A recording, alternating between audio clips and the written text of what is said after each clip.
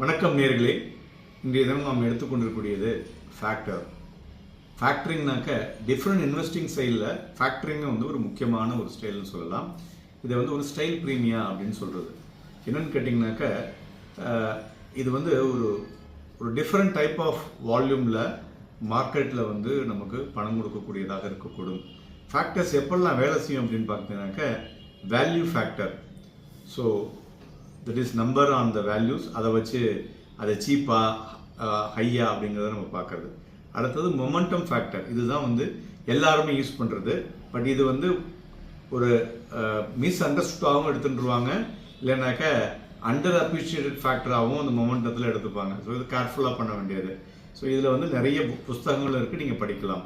அடுத்தது low volatility and then quality. So இது எல்லாம் சேர்ந்து ஒர்க் அவுட் பண்ணுறது தான் அந்த factoring. Factoring may sound good for everybody.